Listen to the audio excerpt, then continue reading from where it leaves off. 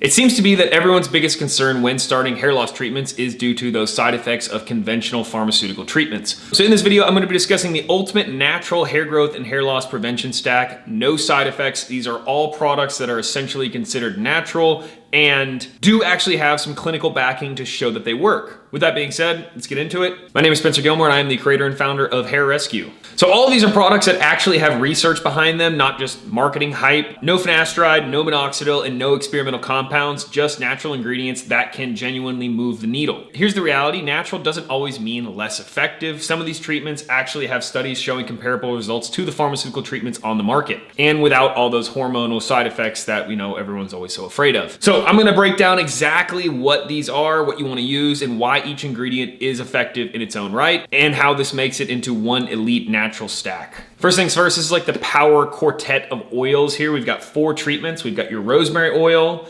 Batana Oil, Castor Oil, and Jojoba Oil. Rosemary Oil is also like the natural minoxidil. This is basically gonna be your heavy hitter. There's actual clinical studies out there comparing rosemary oil to 2% strength minoxidil. And after 6 months, both groups actually had nearly identical hair growth results. Now, of course, we know minoxidil is not actually a hair loss prevention supplement. What it does is it stimulates blood flow to the scalp or wherever it's applied and helps to grow hair because you have more nutrients and more blood flow to the scalp. Rosemary oil has been shown to do the same. However, it's only a 2% strength minoxidil. So 2% strength is what mostly women are prescribed, 2 to 3%, whereas 5% to 8% strength minoxidil is what most men use. However, if you've never used minoxidil before, using a 2 to 3% might give you decent results. Rosemary oil being compared to 2% strength minoxidil can definitely have some benefits. But the key is to use it correctly. What you should be doing is mixing 3 to 5 drops of pure rosemary oil into a carrier oil. Never apply rosemary oil directly to your scalp. And what you're gonna wanna do is apply this treatment at least 2 to 3 times per week, maybe even every day,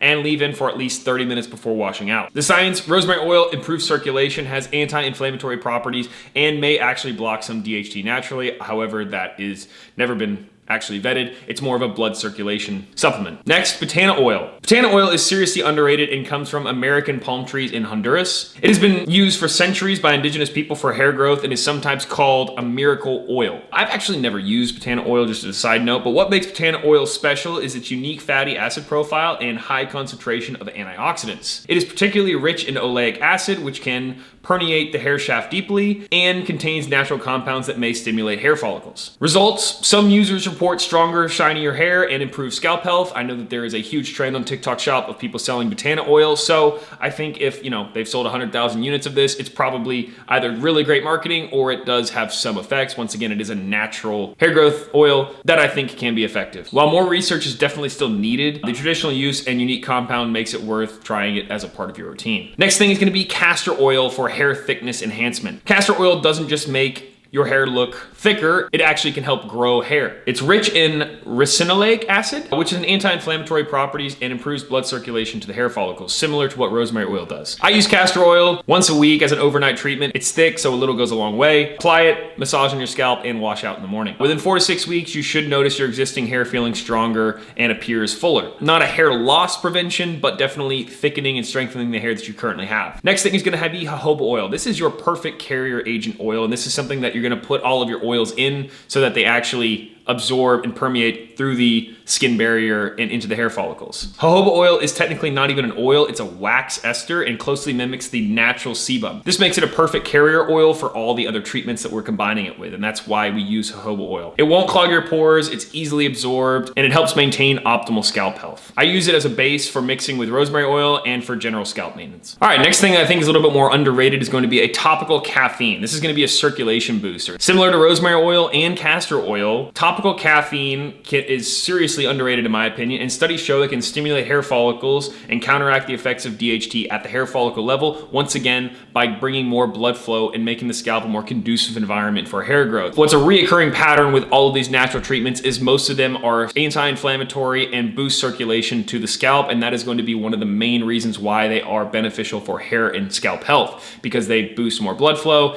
and help to bring more nutrients to the scalp, oxygenate the scalp, etc. You can buy caffeine serums and make your own by mixing strong black coffee cooled with a few drops of oils that we discussed and apply it to your scalp, and you do not need to rinse it out. The mechanism: caffeine penetrates the hair follicles and stimulates growth while blocking DHT's negative effects. It also does everything else that I mentioned before. The DHT effects, I'm not 100% sure about that, but there's some literature on it. Now here we're gonna get into the natural DHT blockers with things like topical Sopame. While oral Sopame shows very limited results, topical Sopame has much more promising, and it can block DHT conversion directly on the scalp without systemic side effects because it is a natural thing. Look for serums containing 1 to 2% Sopame extract, or you can find pure Sopame oil and apply it 3 to 4 times per week, focusing on the areas that you are experiencing hair loss. The advantage is you get DHT blocking effects without affecting your entire hormone system. However, I did make a previous video about this last week talking about how effective I think topical Sopame is when it comes to things like topical anti-androgens and 5-alpha reductase inhibitors. It's definitely not to that level, but since we're focusing on natural ways of blocking DHT, topical Sopame is going to probably be a must. Section 3 here, we've got essential devices and techniques. So you're gonna look at your microneedling devices, which I think are going to be a game changer for making all of these oils, carrier oils, much more effective at permeating through the skin barrier and making them more effective. You should be using a microneedling device, whether it's a derma roller, a derma stamp, or a mechanical microneedling device, at least once a week with 1 to 1.5 millimeters of penetration. It's probably the most important addition to any natural hair routine. Studies show that it can improve hair growth by up to 400% when combined with topical treatments. Now, this was probably done with minoxidil, but I'm assuming since we have things like rosemary oil in this mix, it can definitely aid in the benefit of those oils. Protocol: once per week in those areas. You could maybe bump it up to twice per week after a few months of using it. You definitely don't want to overdo it with this because too much can actually be detrimental to your hair health. Always sanitize your device before using it, and probably get a new one every now and then. Yeah, I see some people say you need to get one like every couple weeks. I don't think that that's true. I think you could probably get away with having one as long as you sanitize it properly. Next thing, red light caps and low-level laser therapy. Low-level laser therapy and red light has been FDA approved for actual hair growth. It works by stimulating cellular activity in your hair follicles and improving blood flow, a reoccurring pattern. You can use handheld devices, caps, or panels. The key wavelengths are 660 to 670 nanometers and 810 to 830 nanometers, used for 10 to 20 minutes, 3 to 4 times per week or every day. I use one every single day. Results typically show after 3 to 4 months of consistent use. There was one study that was out there that showed about a 34% increase in hair density, which is pretty significant, I would say. Now, the only problem with these devices are they are a little expensive. I personally have one of these devices right here. I got it from Kier and it was about $750. I got the 272 diodes, I believe, is what this one is. The other one that's less diodes, I just think it's not enough. You probably need to get this one or the other one, but you know, those are like 1500 if you get into the 300s or 400 diodes. I definitely think they have some help. And with the clinical studies backing it up and it being FDA approved, there's virtually zero side effects. They just are a little expensive and you have to, use them for like 30 minutes at a time. But once again, natural treatments, and these are ones that are very natural. You could also just get some sunlight 3 to 4 times a day, but definitely a great addition to the routine. Scalp massages for daily blood flow circulation and improved absorption of the products that you're using. Scalp massaging for just 5 minutes a day has been shown to improve hair thickness. There was a Japanese study showed men who massage their scalp for 24 weeks had significant hair thickness for 5 minutes a day. This is also, when you're using a scalp massage, you're not just rubbing your hair around, you're actually trying to move the skin on top of your scalp. So that is the technique that you're doing. It's not just rummaging your hair around like you're scratching. Next thing we're going to be talking about, supporting supplements. These are going to be making sure that you have no mineral deficiencies, so you actually have all the proper building blocks to grow hair and have a healthy scalp. I didn't mention things like topical biotin or topical zinc, essentially vitamins, because I think it's probably better taken orally than used topically.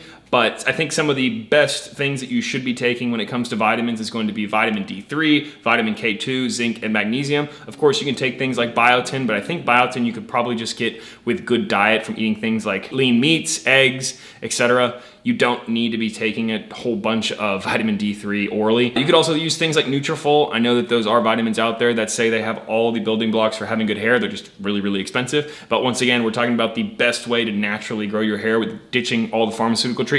So that is probably your best bet with those. You can also get your blood work done to find out if you actually have any real deficiencies in these areas, because rather than just supplementing with a whole bunch of vitamin D3, if you're not vitamin D3 deficient, you probably don't need to take that much. Same thing with things like biotin. I know people love to take biotin supplements, but if you're not deficient in biotin, you don't need to waste your money on it. And the last one I'm going to put in here is kind of the wild card ingredients. These are ones that are actually more on the pharmaceutical side, but I think with the studies on them and the FDA approval and the patented approval on these, they are probably not going to lead to a lot of side effects. But those things that I mentioned before are all the real natural things, and then I've got like 2 extra credits for you who have made it this far in the video. First one is going to be Procapil. Procapil is a patented complex that combines 3 natural ingredients. It is biotinyl GHK, which is basically a copper peptide, apigenin from citrus fruits, onoleic acid from olive leaves. So these are real natural ingredients other than maybe the GHK, but it's still more on the natural side than, of course, the pharmaceutical treatments. Clinical studies have shown that Procapil can reduce hair loss by up to 58%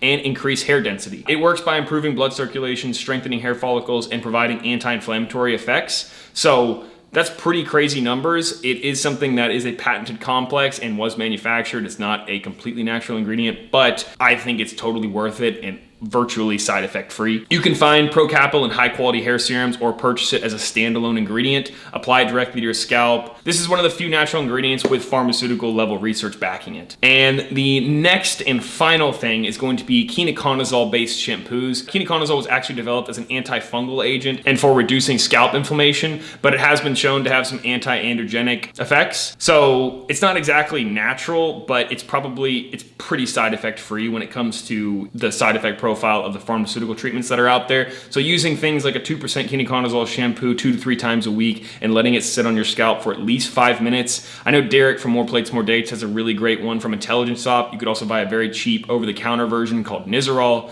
It's not as good of an overall shampoo quality because it's much cheaper, but if you're trying to save some money, it's definitely a great option, and it's really not that bad. You just combine it with a good conditioner, and I think you get almost the same results. But Intelligence Shop has some great shampoo when it comes to that area. I've never been a huge fan of hair growth and hair loss prevention shampoos because you don't leave them on your scalp that long. But ketoconazole based shampoos, as long as you leave it on the scalp for at least 5 minutes, you can get some of the benefits of it. That's about it. So the complete protocol wrapped in one bundle. Here's how we're gonna put it all together. You have a 5-minute scalp massage every single day. You're going to be taking your supplements of vitamin D3, K2, zinc, magnesium. You can even get your blood work done. On top of all this, making sure, of course, that your sleep and your diet and your water intake are as optimized as possible, because without all that, your hair, skin, and nails are obviously going to suffer. On top of that, you can use your Procapil serum every single day if that's something you're into, or if you're gonna ditch that, you could use your Rosemary Oil and Hoba Oil carrier blend every day, or maybe 4 or 5 times a week. You can also add into that your topical caffeine treatment. On top of this, we're gonna do a weekly microneedling session, castor oil overnight treatments, and ketoconazole based shampoos 2 to 3 times a week, 3 to 4 times per week, or every single day. You're also going to be using your red light therapy caps and your topical Sopame applications. I'm just gonna also do like a cost breakdown of all of this stuff, you know, how much this stuff should be costing you. This entire stack minus the red light cap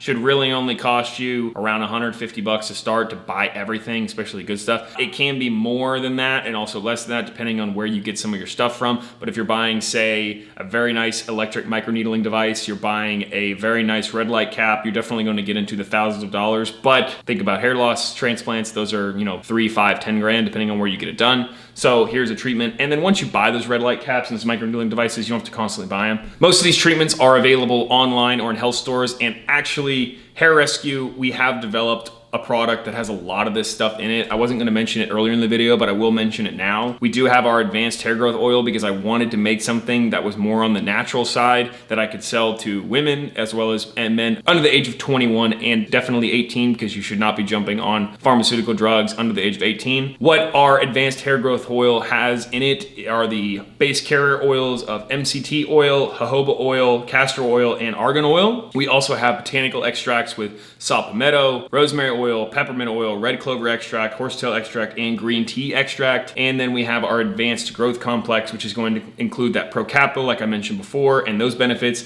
It does have some copper peptides like GHKCU in there, rice protein, topical biotin, and topical caffeine. I know I didn't mention some of those in there, but I think they're nice little sprinkles on a cake that you can add into your routine. Definitely not necessary, but I think it blended well with our advanced hair growth oil. But it does have all of those things minus Batana oil in it. So that is a one-stop shop for your treatment of buying almost all of these things, and that is $50 a month. This natural hair stack definitely won't work overnight, and it might not be as powerful as things like finasteride, dutasteride, or topical anti-androgens, but for those who want to completely avoid pharmaceutical effects, this represents what I would consider probably the best natural hair loss prevention and hair growth stack on the market and what we have available today. I know that there are these new things that are coming out from, I believe it was California, they had that new treatment, but that's still, far from the horizon. We're probably looking at more like 2030 before it's fully FDA approved, if it does get FDA approval. So this is probably your best place to start. And honestly, I think you should be starting with these things because you should be waiting for the more nuclear options. I tell a lot of people this when they come to me is like, oh, should I start your RU58841 solution with minoxidil? And they've never tried anything before. And I usually mention no. That's almost like a newbie coming to you who's never worked out a day in their life and they just go, should I start taking testosterone? And you're like,